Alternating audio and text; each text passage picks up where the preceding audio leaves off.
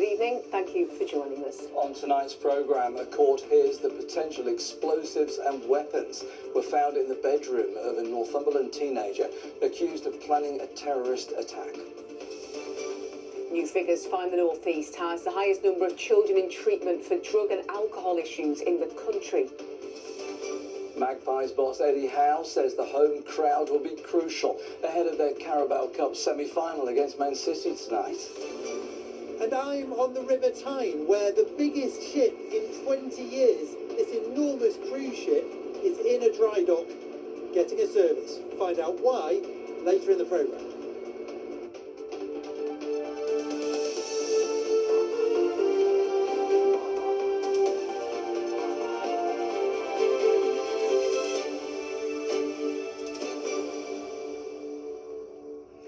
Tonight, a court heard that potential explosives, weapons and videos of racially motivated shootings of minority groups were found in the bedroom of a teenager from Northumberland who denies preparing to commit his own terrorist attack. The jury was told that the teenager, who can't be identified because of his age, was obsessed with white supremacy and had a desire to kill anybody who was different. His trial began today at Leeds Crown Court, and our correspondent Rachel Bullock was there for us. Rachel. Well, the prosecution opened its case today by telling jurors this boy is now 16, but he was younger at the time of these alleged offences. They say he had a hatred of Jews, black people, or anybody who didn't conform to his racial ideals. And they claim that this went far beyond mere childish fantasy, that the boy had an arsenal of weapons, including a crossbow, a knife collection, and had bought chemicals online with a view to making explosives. The teenager had also joined a neo-Nazi paramilitary hate group because it's alleged he was obsessed with starting a race war in the UK, and with advice from that group he visited potential targets, including an electrical substation, with a view to blowing it up. Rachel, there were also some highly graphic videos that were found by the police, which the boy allegedly collected and shared, that will be used during this trial. That's right. The jury was told that many of those videos will not be played in court because they are simply too distressing to watch.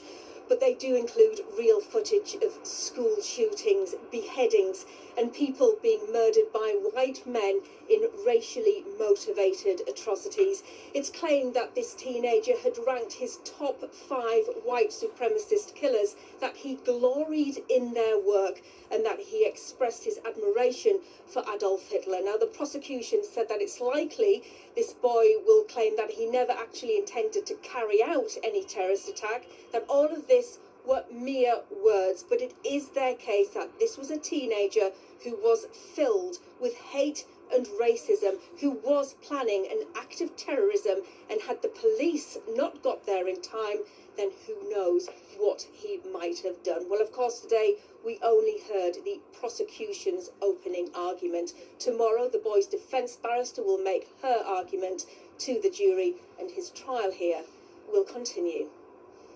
Rachel, outside court in Leeds for us this evening. Thank you very much indeed. The North East had the highest rates of young people in drug treatment programmes across England between 2024 and 2025. That's according to new figures by the BBC Shared Data Unit, which also found 61% of those children in our region were aged 15 or under. Our correspondent Chris Jepson has spent the day in Redcar, where one service is supporting children as young as 11 for drugs addiction. Joe is 19 and in recovery in Redcar after becoming addicted to drugs 4 years ago. Smoking weed, I thought it was the best thing I've ever done, but that quickly declined. I didn't really have much else to do other than drugs, to be honest. That's what it became. It consumed everything, and that's all I kind of cared about. And when it got to that point, I started to lose friends, and I knew something had to change. As he started going to nightclubs, the drugs he used became harder.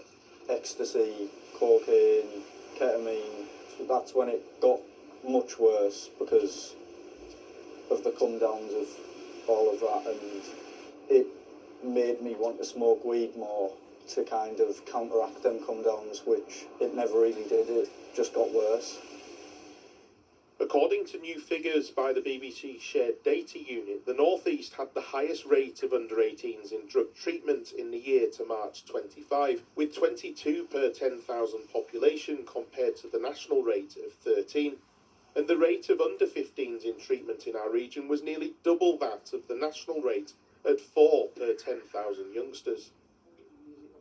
Joe's been supported by We Are With You, a charity that's currently supporting around 45 under-18s for drug use. Our youngest clients we've had on caseload have been 11-year-old, 11, 12-year-old, but the majority I would say is between 13 to 15. How concerning is that then? Really concerning, especially, as I said, the majority drugs that we deal with is cannabis. The younger you are when you misuse cannabis, the more of an effect it will have on your brain development, and that's the same with any drug in truth. The data shows a 13% rise in under-18s nationally seeking drug treatment. And in Gateshead, where there were 150 under-18s in treatment, including 105 aged 15 and under, meeting demand is key. What we have seen over the last 2 or 3 years in Gateshead is an increase in investment for children and young people services, which has meant that we've been able to expand our offer around prevention and early help. Obviously, we'd always like more, but working with what we got, we've seen a real impact in the number of young people who've been able to access our services. Joe says there are disparities in the quality of services, but he's now looking at a positive future ahead. They really care about your well-being and, well, your sobriety. Recently, we've been doing relapse prevention, which I think is a massive part of it, and I see a brighter life for myself now. You're watching ITV News Tyne Tees. Still to come on tonight's programme, the man preparing to run the entire length of the Tyne and Wear Metro in just 24 hours for a cause close to his heart. Big arrival on the Tyne. We take a look at the largest ship in 20 years to be dry docked on the river. And after a wet start to the day, the rain's cleared away, the winter sunshine developing, but our temperatures are about to fall. I'll have more on that later in the programme. Next tonight, we're looking at how improvements in AI, artificial intelligence, could change conversations for people who are deaf or hard of hearing. It's estimated that 1 in 5 people in the UK have hearing issues, and over 85,000 of them rely on sign language to chat and tools like subtitles to watch TV. Now improvements in glasses that instantly convert conversation into text that appears on the glasses' lenses could change the game. Kevin Ashford's been to see them in action. Getting a flavour of what the future might look like thanks to artificial intelligence. Cottage cheese, flour and egg wash. Yvonne Cobb is a food and lifestyle presenter who's deaf, and she often lip reads when interacting with others, but for the first time, Yvonne has been trying out specially developed glasses that instantly generate captions of what's being said in front of her eyes. When I'm on my own, I'm not at work, I'm not socialising, in the community, I struggle lip reading sometimes, so having these glasses just takes all that stress away. So I'm just really surprised. They're amazing. Showing people the glasses. The idea of having glasses that turn audio into captions isn't new. There are already systems out there that use microphones to pick up what's being said and turning that into words that appear on the lenses. Hi, how are you? What is new is the way that artificial intelligence can make what the wearer sees as accurate a representation as possible. It also helps differentiate between different speakers, which in turn can be shown in different colours. We created a community of 50 deaf and hard of hearing members to help advise on the technology, and no matter how many other features we looked to add in, the main thing always came down to accuracy and speed. So what we did is we integrated with every major captioning engine out there, and we put them all under one roof. And what that means is that we get the best of every world. Those who tried out the glasses at this event had differing views. Trying to lip read a new face is very tricky. So having a bit of technology there to help you navigate those situations can help. What I'm finding hardest with them is that I'm used to focusing on people's faces when they speak to lip read, and I can't do that. I have to focus. You go totally out of focus when I'm looking at the subtitles. Poppy Fiennes, who's hard of hearing herself, is an AI researcher at the University of York. This is where tools like this can really bring back the feeling of engagement for the deaf community. However, I think it is important that we note these changes in accessibility are happening all the time, and whether this technology was designed for the hearing experience or the deaf experience, and whether this will impact the use of things such as sign language. So while artificial intelligence may have its critics, in the right hands it seems, AI has the potential to make life easier for many. Kevin Ashford, ITV News. Yeah, interesting development. And the ITV Evening News continues after us tonight at 6:30 with Geraint. Coming up on the programme, a man who ran over and killed a mother of 3 on a golf course during a police chase is jailed for 13.5 years. Pressure rises on southeast water as we reach day 4 of no water for tens of thousands of people in Kent and Sussex. The world of sport will change forever. We hear from a former British Olympian who signed up for the controversial Enhanced Games. And on the 30th anniversary of Wannabe, Mel C hints at a Spice Girls reunion. Join me for those stories and more at 6:30.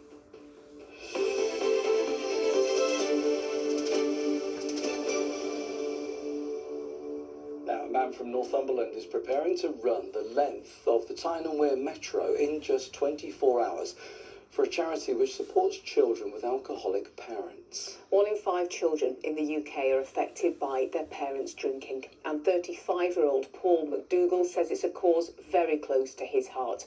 Our reporter Katie Cole has been catching up with him as he trains for the 73-mile challenge next month. Paul McDougall's late mum Sarah was an alcoholic, and it had a massive impact on his life growing up. But he only felt able to talk about it when he was in his 20s. Home life was often very scary and unpredictable and confusing, and yeah, sometimes I didn't know going home to, and sometimes I would go to bed not knowing what I was going to be waking up to in the morning. It can be very difficult to be raised by an alcoholic, and lots of kids suffer in silence, and even though this affects 20% of kids in the UK, not many people are talking about it, and not many people realise how big of an issue it is. So to raise awareness, the 35-year-old is in training for the challenge of a lifetime. He's also going to be raising vital funds for the charity NACOA, the National Association for Children of Alcoholics. So the challenge is I'm going to attempt to run the entirety of the Tyne Metro, which I think is 73 miles or 118 kilometres, within 24 hours. Quite enjoying training. It's very intense. Like, there's a lot of gymming, there's a lot of running, and I do have to be really disciplined. Like, at the minute I'm just living like a monk, training, working, sleeping, eating. I go to bed at 8 p.m, man. I'm dead boring. Paul's fundraising will help the charity run their free helpline. It receives 3,000 calls from the North East every year. That's more than double other parts of the country. Half of callers have kept their parents' addiction a secret. So that means they've not told anybody in their entire life about what's going on at home. And we know that isolation is one of the biggest causes of fear and panic and mental health issues in young kids. So Paul speaking about it openly, it breaks that open, allows people to speak and relate, and it helps people to know they're not on their own, really. It's so cold right now, as you can probably tell by the way I'm talking, that every single part of my body, including my lips, up here are frozen, so I can't even Paul's talk. been sharing his training journey on social media, and his family couldn't be prouder. I hope it helps. If it helps for 1, 2, it will help a few, I think. There's a lot of people who don't realise what's happening. It could be happening your next door neighbour, but what happens behind closed doors, nobody knows what's happening. He's running through the night. Hope it's going to be okay again, but I think he'll do it, yeah. Great, what she's doing, I think. And good luck to him. Growing up, Paul kept his mum's addiction secret, and sadly knows firsthand the impact a parent's drinking can have. He's on a mission to show others they're not alone, and there is support out there. Katie Cole, ITV News, North Tyneside. And good luck to you, Paul, on that challenge. Fingers crossed and all the best. We're moving on to sport now. Another year, another Carabao Cup semi-final for Newcastle United. The Magpies' affair with this competition continues tonight. They are the cup holders, and this is their third semi-final in the last 4 years. They face Manchester City in the first leg at St James's Park. The match is live on ITV1, and our sports correspondent Simon O'Rourke is there for us this evening. Simon. Here we go again. Another semi-final. Newcastle United have still got two hands on this trophy, and they've got two legs to get through over the next few weeks if they want to make it back to another Wembley final. This year, the first leg of the semi-final is at home. Most teams, the Magpies included, would rather that was the other way round and they had the second leg at home. But let's be honest, this was going to be a huge test either way. It's Pep Guardiola's Manchester City, second in the Premier League this season and the dominant force in English football over the past few years. Now, the head coaches know each other well, rate each other highly, and there was a nice bit of press conference back and forth before the game. We need to use the home crowd for our advantage in the first game and try and give everything to impose ourselves on them in this home tie. It's going to be an important game for us. This is going to be a totally different one. I think Manchester City, the hardest team to play over two legs in the country. Pep, I'm sure, will tactically have something ready for us, and we'll have to be at our very best to try and get through. Pep, Eddie Howe said this morning that tactically you would have something ready for Eddie Howe and something up your sleeve. Have you? I didn't sleep tonight thinking how my genius can to create something for Eddie Howe, honestly. So, huge test for Newcastle United over two legs. But Simon, it's not as if they haven't passed these kind of big tests in this competition before, is it? Exactly, and that's why Newcastle United and Magpies fans should show no fear tonight. This is their competition, this is still their trophy, and the bigger the opponents have come, the harder they have fallen. Now, just think back to last year. Not many people gave Newcastle much chance over Arsenal in the semi-final, but they won both legs. Then no one gave them much chance against Liverpool in the final, and I think we all remember what happened there. Look, different year, different opposition, different circumstances. It's true Newcastle have injuries, it's true they're tired. They definitely could have done without extra time against Bournemouth in the FA Cup on Saturday. But they beat Manchester City here in the Premier League just 52 days ago. Just go out and do it again. Indeed, as easy as that. Yeah. Simon, before we leave you, Man City's neighbours have been in the spotlight a little bit, and there's a north-east link to this story. Manchester United set to make an eye-catching appointment that might raise a few eyebrows in our part of the world. Yeah, indeed. Michael Carrick is set to be named Manchester United's new interim head coach. Now, as career arcs go, sacked by Middlesbrough, then employed by Manchester United, is fairly unusual. Look, most people know he's got this new job because of his history as a player and coach at Old Trafford, and because they always use the Alex Ferguson Old Boys network in times of trouble. But look, Michael's a good guy, a graduate of Wallsend Boys Club, of course. It'll be interesting to see how he goes. Before I go, let's just have a quick reminder of last night's FA Cup fourth round draw. Sunderland were probably happy enough with their trip to Championship Oxford United, and today Black Cats defender Dan Ballard has been named North East Football Writers Player of the Year for 2025. Newcastle United, on the other hand, probably rolled their eyes in frustration when they drew Aston Villa away. But that is the FA Cup. Tonight it's the Carabao Cup semi-final first leg. Newcastle United, the holders who really want to keep holding this trophy, against Manchester United. It's live on ITV1 and kick-off is at 8 o'clock.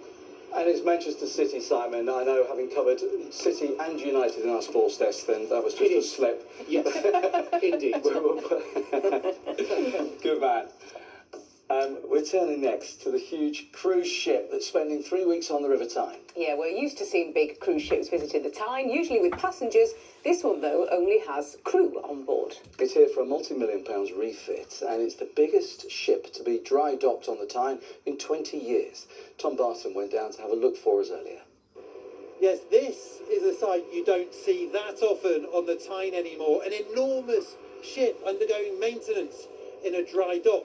And this ship really is enormous. enormous. It's the Ambient Ambassador Cruise Line's flagship cruise ship. It weighs in at 55,000 tonnes. It's 245 metres long. That's a quarter of a kilometre nearly, and it carries 1,400 passengers all over the world, all of which makes it the biggest ship to be dry docked on the Tyne in the last 2 decades or so. It's here in Heaven for a multi-million-pound refit with A&P Tyne. Lisa, you're from the company.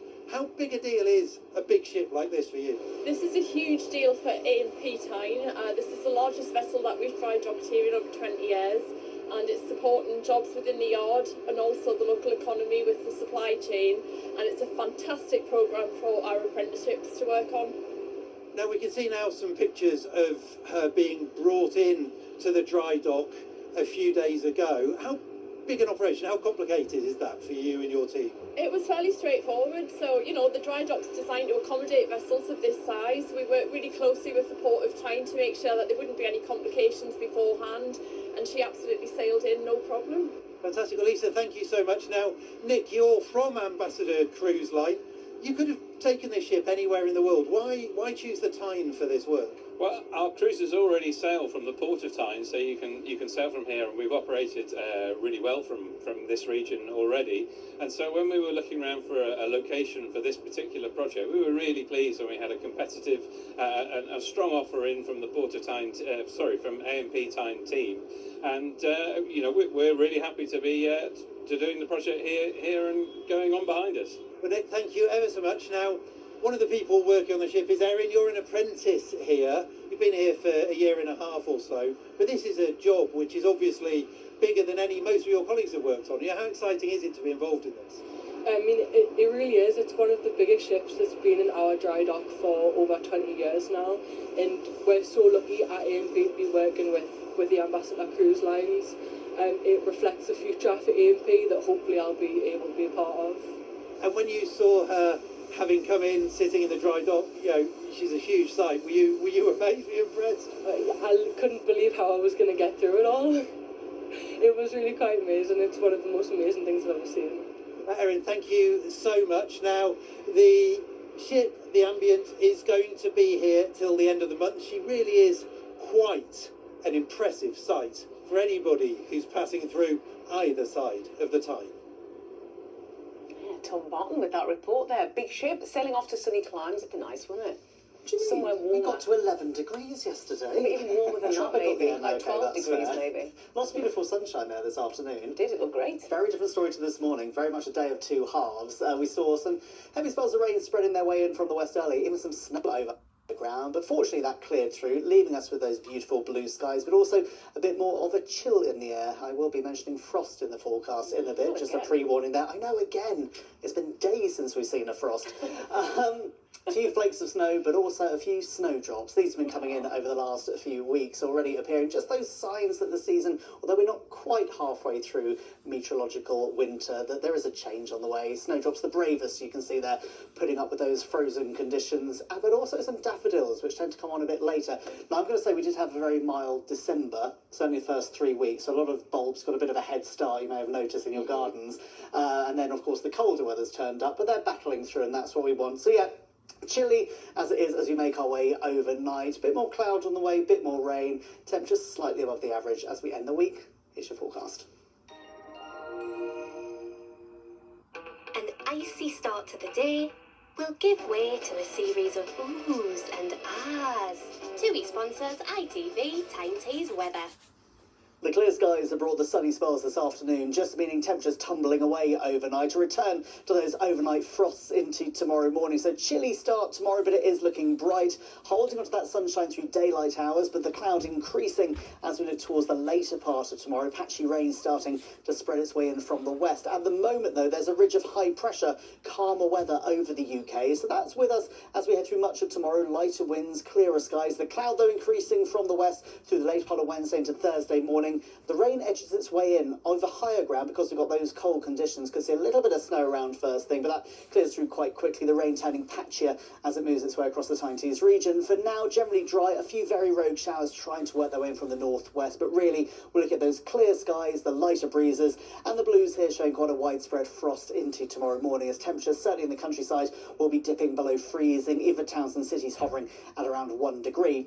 So into tomorrow morning, we get that chilly, wintry start, frosty, some ice around, some patches of mist and murk, but in the mix there's plenty of sunshine, and we're holding on to that as we make our way into the afternoon. Gradually the cloud is starting to increase, turning that sunshine hazy, and even where we do hold on to the best of those brighter breaks, a bit more of a chill in the air, highs of just 4 or 5 degrees. So as later on, the cloud will continue to thicken. We're seeing that patchy rain spreading through. Again, on the leading edge where that hits the colder air, a little bit of winteriness over higher quite quickly. Behind that, we're looking at sunny spells as we head into Thursday. There is some heavy rain over southeastern parts of the UK. Small chance that could fringe its way further north, but at the moment we are steering clear of that with those brighter breaks, some isolated showers and highs of around 7 degrees. TUI sponsors ITV Tyne Tees weather. Thank you, Ross. In just a moment, the national and the international news. I'll be here with the update for you this evening at around about 10:30. Thanks for your company. We'll see you tomorrow. Bye-bye. Bye-bye.